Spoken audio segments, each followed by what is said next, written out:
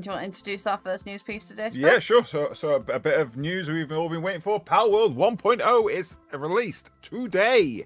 And I went through the changelog, and dear God, it is an encyclopedic amount of changes. Mm-hmm. I mean, we've got new world areas, balance changes. I'll get the exact number. 72 new pals. 72 new pals, wow. So it's 25 variants and 47 new pals. So not major rework of stories, major rework of the player cap's been raised from 65 to 80. There's new areas, islands, settlements, watchtowers, ancient ruins. It's had a complete overhaul. There's a new mechanic called Awakening, which I believe is like prestiging your pals. Maybe that's what it sounds like. Mutation. A new mechanic where breeding has a low chance of producing a pal stronger than the normal breeding results. A bunch of new skills for partner ones.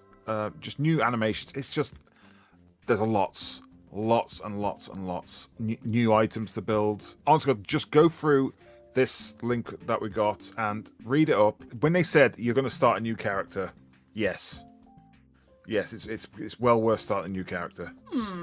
I'm going to be honest. I'm looking at this, and there's so much new stuff just in these. Yeah. Yes. Like all the bosses have had a rework. And all I'm that. excited. Yeah. Yeah. This looks good. So they've added in-game voice chat, improved guild features, improved in-game chat, improved server play, Discord integration if you want it. They've adjusted all this experience and gold and all that. It's a massive overhaul. It's just way too much for me. I could list it off, but I'd be here all night. It was literally pages of notes. It's pages and pages of updates. Even just from this, you can see the quality upgrades. And, it looks really nice.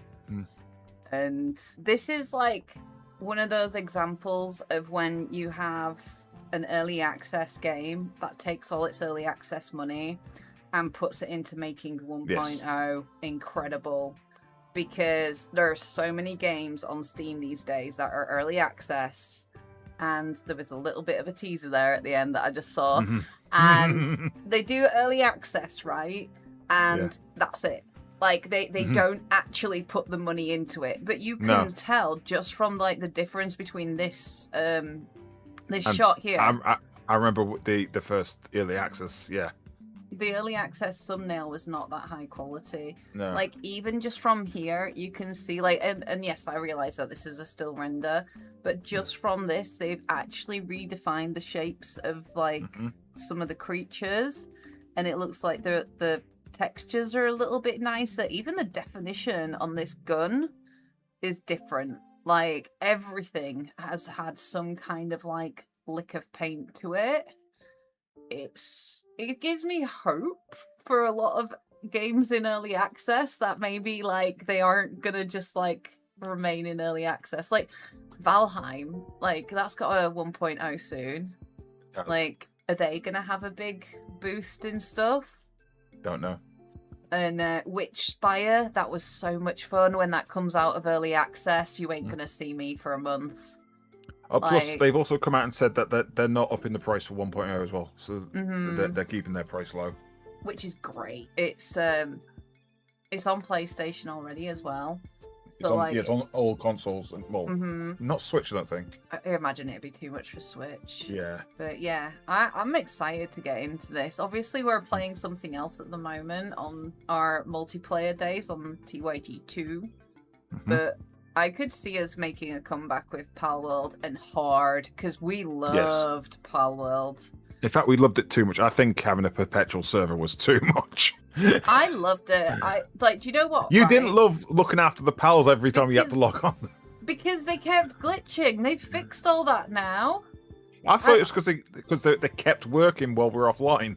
No, the reason the pals were unhappy was because if you didn't go in and refresh the base, the pals would get into like a loop and they wouldn't like do things and they'd get stuck. And like sometimes, like especially when we did the lava base, the pals would like respawn outside of the camp and not be able to get back in, and then they'd get like moided in the lavas. And yeah, I did feel like I was being emotionally blackmailed to keep logging in each day like 5 times a day for my pals because I didn't want them to get upset. But that's because I was emotionally invested. I don't think it was anything to do with like I wouldn't say it's a bad thing. Like, it's like Nintendogs, right? You keep feeding your Nintendog because you want it to be well and look after it, and eventually one day you'll close your 3DS and never think about it again. I mean, that's kind of what happened.